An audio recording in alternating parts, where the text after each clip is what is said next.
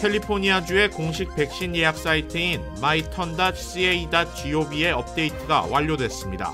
오늘부터 모든 성인들을 대상으로 한 부스터샷 접종 예약이 가능하게 됐습니다. 추수감사절 연휴를 앞두고 높아진 물가가 부담입니다. 추수감사절 다음 날인 올해 블랙 프라이데이의 열기 역시 예년보다는 시들할 것이라는 전망입니다. 이런 가운데 각 지역 공항에서는 연휴를 앞두고 항공 대란 우려가 고조되고 있습니다. 특히 공항 인력 부족 현상이 심화될 수 있다는 지적이 나옵니다. 모든 상황이 어려운 가운데서도 한인 사회의 나눔의 손길만큼은 계속 이어지고 있습니다.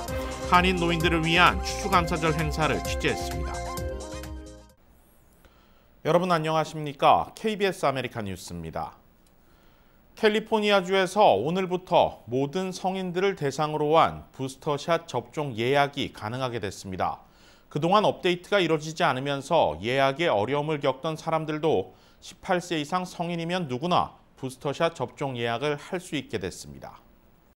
캘리포니아주 보건국은 백신을 접종한 모든 18세 이상 성인들을 대상으로 문자 메시지를 발송하기 시작했습니다. 캘리포니아 공식 예약 사이트인 myturn.ca.gov에서 예약이 가능하며 예약과 관련한 온라인 채팅 링크도 소개하는 내용입니다. 앞서 캘리포니아주 보건장관인 마크 갈리 박사는 지난 11일 부스터샷 접종을 하러 온 모든 성인들을 자격이 안 된다는 이유로 돌려보내서는 안 된다는 내용의 지침을 각 접종 기관과 장소들에 내린 바 있습니다. 65세 이상 고령자와 18세 이상 고위험군, 존슨앤존슨사의 얀센 백신 접종자로 한정한 연방 차원의 부스터샷 접종 대상을 자체적으로 확대한 것인데 이후 예약 사이트의 업데이트가 이뤄지지 않으면서 많은 사람들이 실제 예약에는 어려움을 겪어왔습니다.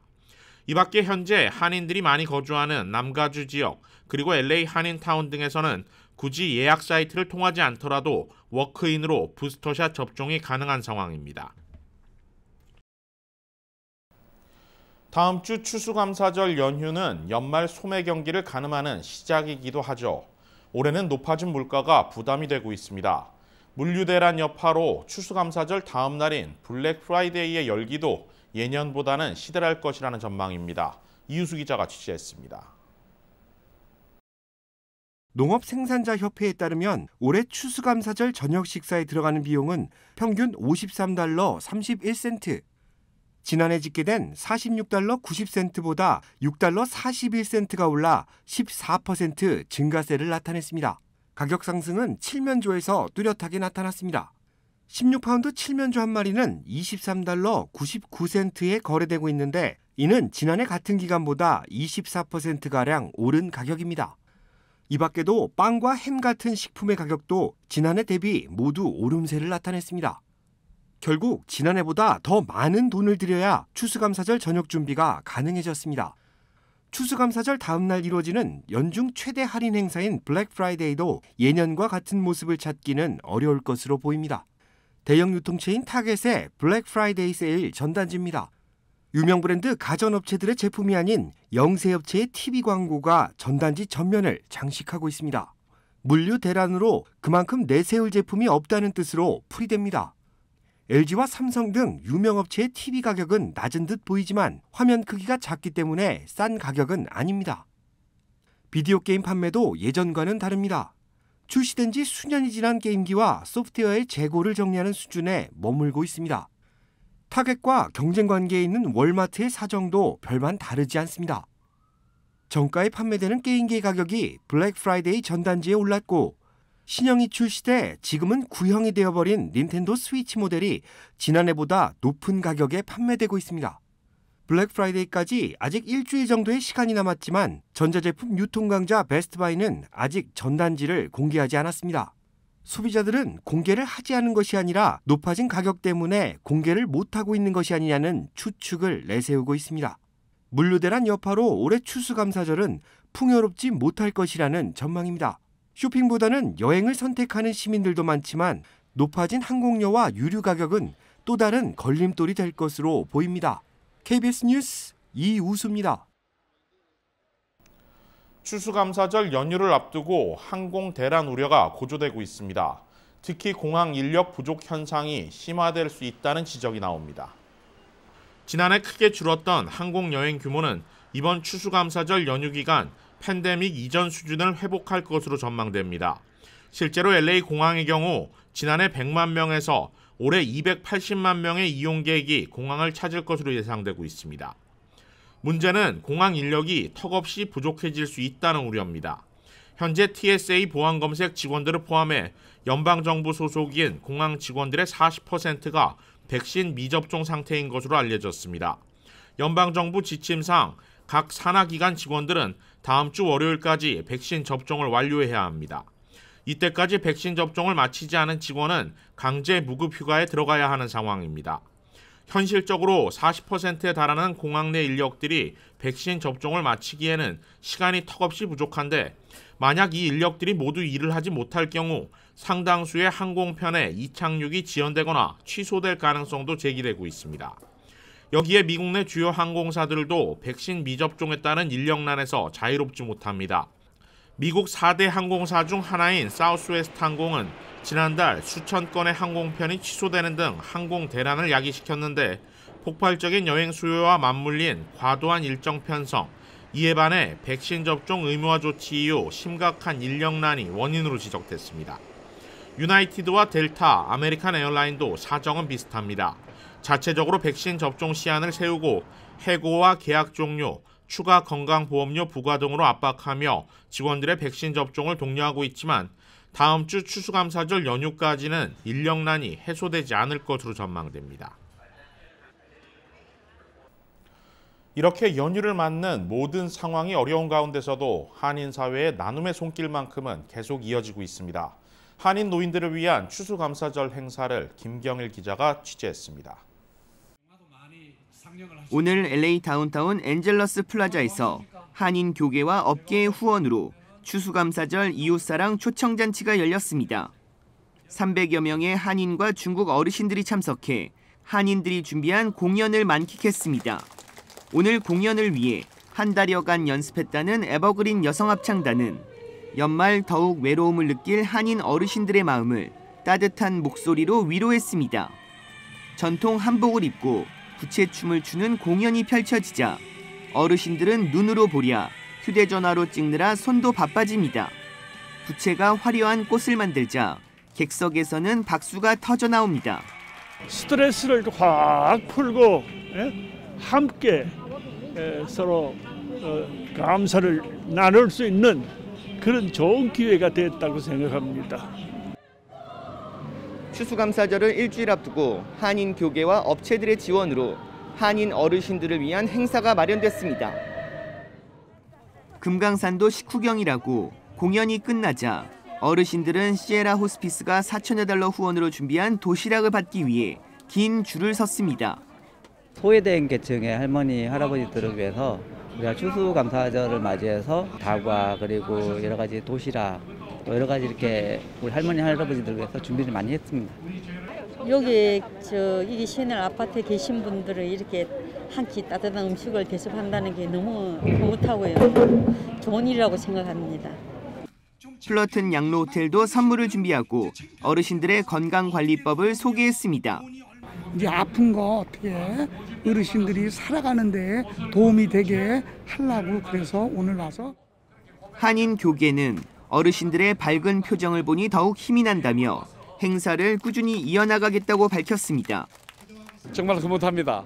왜냐하면 저희들은 정말 아무것도 바라는 것이 없이 순수하게 정말 한 달에 한 번 정도라도 이웃을 위로하고 격려하고 그들을 사랑한다는 것을 좀 보여주고 싶습니다. 한편 서울 메디컬 그룹은 집으로 돌아가는 어르신들을 위한 선물을 준비했습니다. 또한 겨울철 코로나 확산을 우려해 어르신들의 건강 관리를 위한 무료 코로나19 검사도 진행됐습니다. 코로나 여파로 모두가 어려움을 느끼며 소외된 이웃에게 관심과 나눔의 손길이 필요할 때 실천하는 나눔이 지역사회를 훈훈하게 하고 있습니다. KBS 뉴스 김경일입니다. 미국 최대 약국 체인인 CVS가 미전역 900개의 매장 폐쇄를 발표했습니다. 늘어나는 온라인 구매에 맞춰 매장 운영 방식에도 변화를 주기 위한 조치로 풀이됩니다.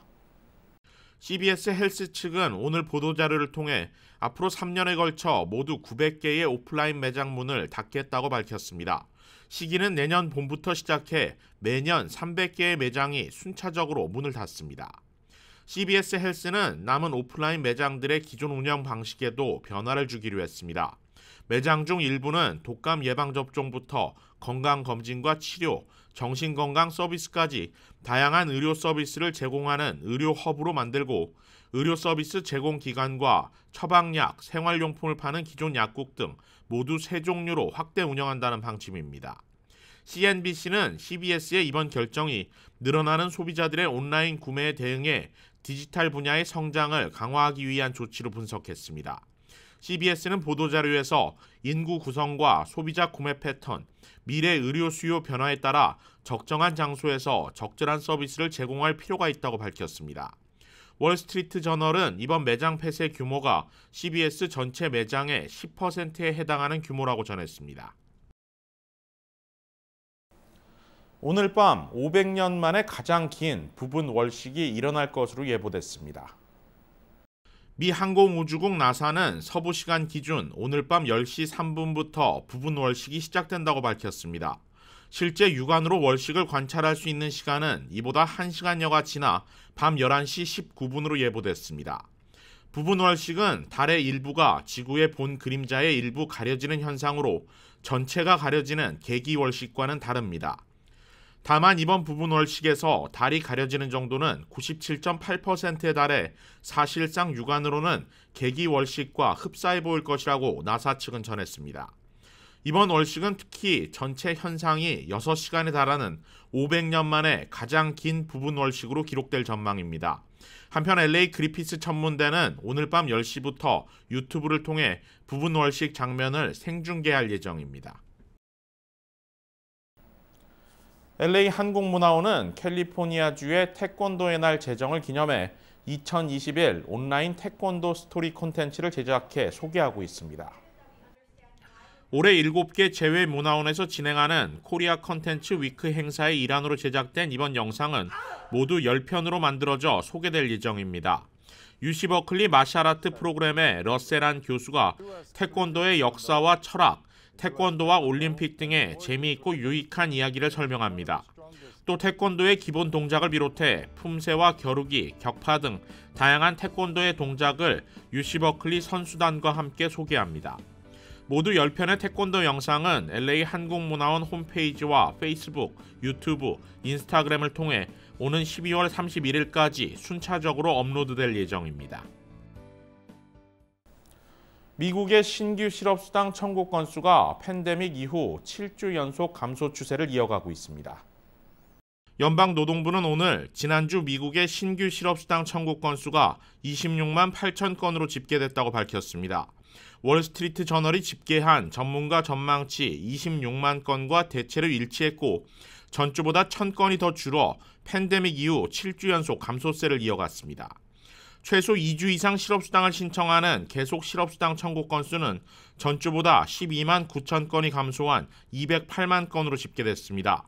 신규 실업수당 청구 건수와 계속 실업수당 청구 모두 코로나19 사태 직후인 지난해 3월 중순 이후 최저치 기록입니다. CNBC 방송은 심한 인력난 속에 실업자 수가 계속 줄어들고 있지만 감소폭의 둔화는 고용 회복이 정체기에 접어들었음을 시사한다고 전했습니다. 뉴욕주가 요양원 방문 제한 조치를 해제합니다. 이에 따라 요양원 거주자들은 코로나19 백신 접종 여부와 관계없이 가족들을 만날 수 있게 됐습니다. 제휴사 뉴욕 KBTV의 보도입니다.